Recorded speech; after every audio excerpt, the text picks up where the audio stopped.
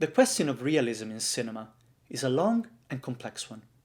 Vernacularly, the term realistic is often used to describe films which sort of instinctively strike us as being non-artificial, like that could actually happen. However, when we use the term realist, we're indicating a large set of stylistic and narrative means by which film movements and filmmakers have tried to approach or show reality. Here, I want to look at how film theorists and scholars have approached the question of realism throughout the years, trying to answer questions such as what makes a film realist? What is the relationship between cinema and reality? What even is reality?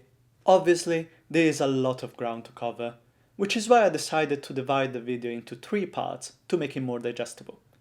As a note, the 3 parts were originally written as a single script, so if you're stumbling upon this video and all 3 of them have been published some 700 years from now, please do keep that in mind and try and watch them in order.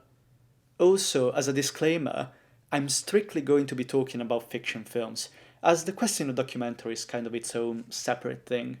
Now, let's begin. From mid-20th century France, where I'm going to be talking about the writings of one single guy before we move on to the rest. Cinema, in its essence, is what's about the reproduction of reality. It's just that, reality is actually reproduced. And for him, it's not like a storytelling medium, really. And he feels like film, like literature is better for telling a story. Mm-hmm. If you tell a story, or even like a joke, this guy walks into a bar and, he sees a dwarf, that works really well because you're imagining this guy and this dwarf in this bar, and there's this kind of imaginative aspect to it. But in film, you don't have that because you actually are filming a specific guy in a specific bar with a specific dwarf of a specific height who looks a certain way, right? Mm-hmm. So, for Bazin, what the ontology of film has to do with, really with photography also has an ontology of, right. Except that it has this dimension of time to it, and this greater realism. And so, it's about that guy at that moment in that space. And Although theories on realism and naturalism have existed for a long time in visual arts and literature, the most foundational texts on the subject when it comes to the cinema come from French critic and founder of Cahiers du Cinéma, André Bazin. To explain Bazin's theory of realism, we must first divide it in 2. Firstly, Bazin writes about the medium of film in itself and its relation to reality under the label of Ontology. Secondly, he writes about the stylistic paradigms that cinema can follow in order to more faithfully represent reality, which I will call aesthetics. Most of Bazin's writing can be found in the 2-part collection of essays entitled What is Cinema?, which may or may not have inspired the title of my own video essays. The first volume opens with the seminal essay The Ontology of the Photographic Image, wherein Bazin identifies film's medium specificity in the special connection that it has to the reality it captures when you compare it to other art forms. According to the critic, all plastic arts have the aim to achieve immortality. He defines the ancient Egyptian practice of mummification as the first form of sculpture, and argues that throughout history all arts have yearned to immortalize their subjects so that they may survive throughout the ages. Thanks to the discovery of perspective, painting was able to replicate the images seen by the human eye with an incredible amount of accuracy, thus making painters strive for closer and closer depictions of reality. Then, photography arrived. Bazin comments that no matter how much a painter tries to be faithful to the image that they copy, the result will always be mediated by the artist's hand. Meanwhile, film captures the light reflected by objects on its very surface, creating a direct print of what's in front of the camera lens. The relationship between film and the light it captures is similar to that between a finger and a fingerprint in its directness. A couple of decades after Bazin wrote his essay, scholars in the field of semiotics came to describe this property of film as indexicality. And even when you consider that it is a person who presses the camera trigger, it is the camera itself which acts as a mediator between the image and film. However, the camera is mechanical, non-human, unbiased. There is a technicality and objectivity inherent in the photographic image that is absent even from the most naturalistic paintings. As such, the object of the photographic image is captured exactly as it exists at a certain point in time. Viewed in this perspective, the cinema is objectivity in time. The film is no longer content to preserve the object, enshrouded, as it were, in an instant, as the bodies of insects are preserved intact out of the distant past in amber. The film delivers baroque art from its convulsive catalepsy. Now, for the first time, the image of things is likewise the image of their duration, change mummified, as it were. In other words, photography succeeded in extrapolating its subjects from time and making them truly immortal, and how powerful is that? Bazin claims that this quality liberated visual arts from their obligation to the real. Having a medium with the ability to oh so accurately craft a print of reality meant that painters could abandon those preoccupations and move to more abstract forms of expression. Meanwhile, photography and cinema have a different responsibility. Bazin argues that the cinematic language should seek to lay bare reality, which means using this direct relationship it has with the object to probe into and expose all of its facets which exist but would not be immediately noticeable to the naked eye. This is where an aesthetics of realism comes in. However, I should mention that, according to Bazin, even if cinema does not do this, even if it works to remodel or transfigure reality, nothing can take away its ontology, its direct relation to reality and the image as it is. Nothing. So, I don't know, the whole narrative thing, it just seems to me like, obviously there's a narrativity to cinema because it's in time, just the way there's narrativity to music.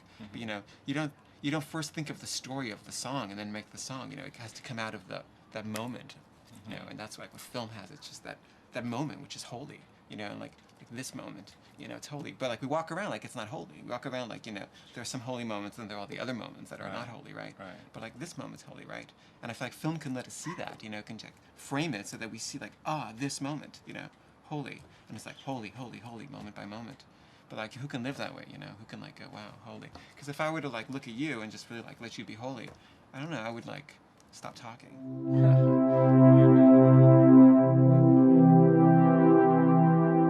The first thing that comes to mind when talking about cinematic realism is not the technology through which the film was made, but mostly its style and subject matter.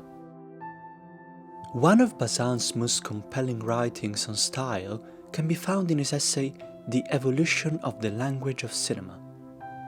While self-admittedly making a generalized argument, Bazin distinguishes between those films that put their faith in the image and those which put their faith in reality. The former are more constructed.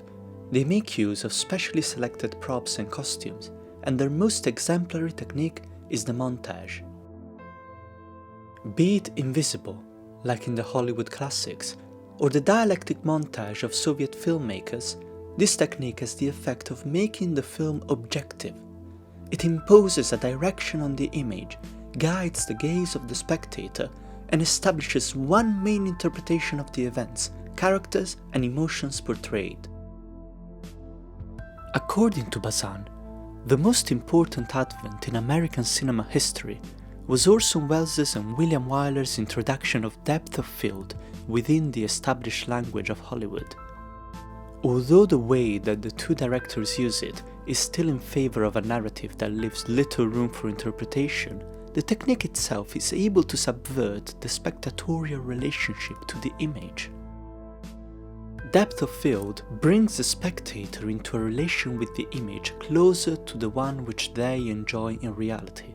It implies, consequently, both a more active mental attitude on the part of the spectator and a more positive contribution on their part to the action in progress, and it allows ambiguity of expression.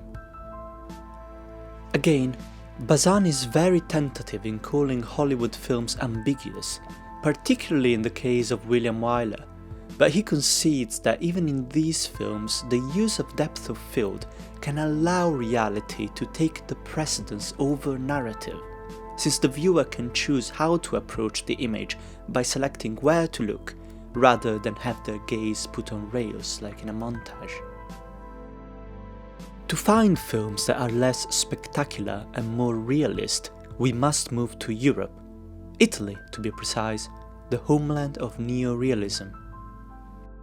Bazin argues that directors like Roberto Rossellini and Vittorio De Sica are determined to do away with montage and transfer to the screen the continuum of reality.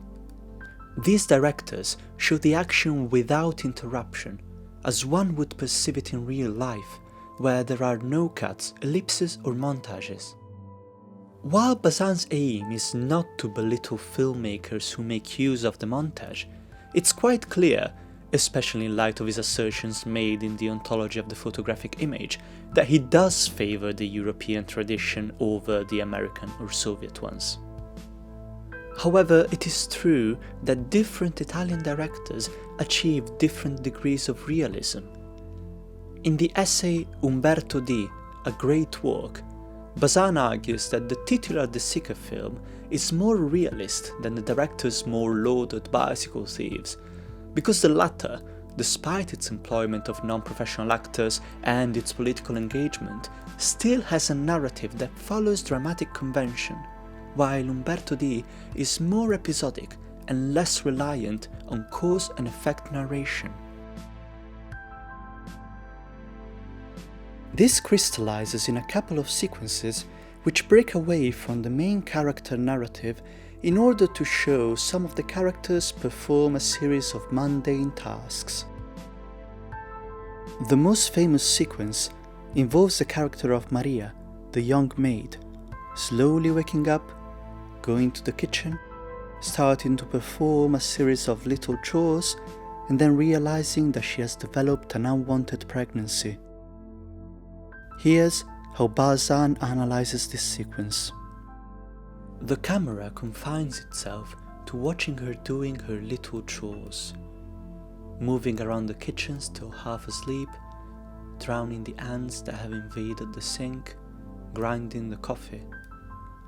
De Sica and Zavattini attempt to divide the event up into still smaller events, and these into events smaller still, to the extreme limits of our capacity to perceive them in time. Thus, the unit event in a classical film would be the maids getting out of bed. 2 or 3 brief shots would suffice to show this. De Sica replaces this narrative unit with a series of smaller events. She wakes up, she crosses the hall, she drowns the ants, and so on. We see how the grinding of the coffee is divided into a series of independent moments. For example, when she shuts the door with the tip of her outstretched foot. As it goes in on her, the camera follows the movement of her leg, so that the image finally concentrates on her toes, feeling the surface of the door.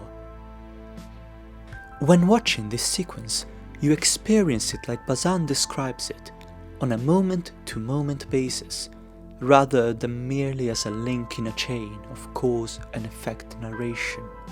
According to him, we catch a glimpse here of what a film where nothing happens might look like. This doesn't mean that the scene is devoid of action, but it means that it lacks any dramatic drive. It doesn't serve to narratively establish a following scene, it simply is. Another word for it is everydayness, which highlights the fact that what we see here is nothing exceptional and doesn't serve a higher purpose, much like most of the experiences that we live through in real life.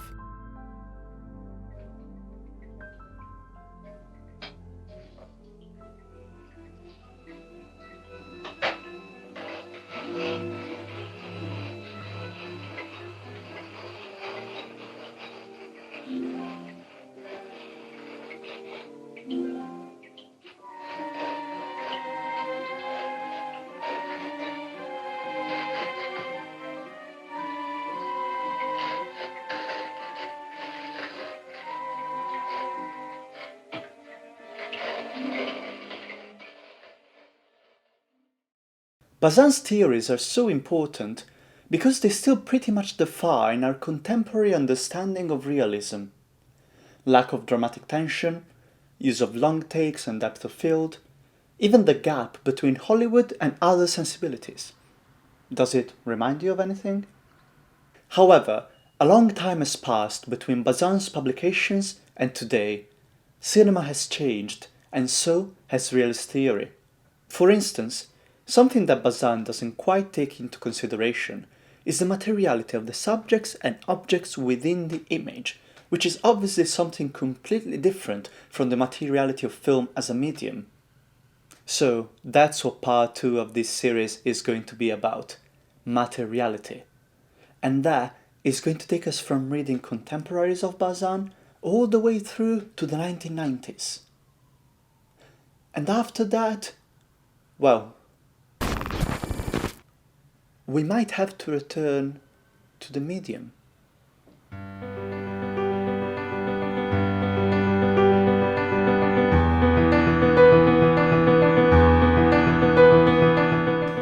Hello, and thank you so much to the people who've been waiting for my next video. The reason why it took me so long to publish this was that I spent the past couple of months busy with 2 separate independent filmmaking projects. One of them is a fiction film which is being edited already. The other one is a documentary about a closing art house cinema, which I'm currently fundraising in an Indiegogo campaign. I put the trailer to that project in this channel, and in the description of that trailer there is going to be a link to the Indiegogo campaign, so please do check it out, because it's a very exciting project and I'm sure a lot of you will be very excited about watching it. And that is all I have to say. I will see you in part 2 in 3 more months, I guess. I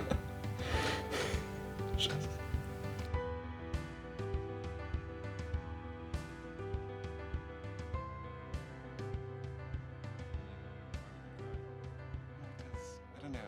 For me, like, I just tend to cry. Well, it's Well, like, let's do it right now. Like, let's have a holy moment.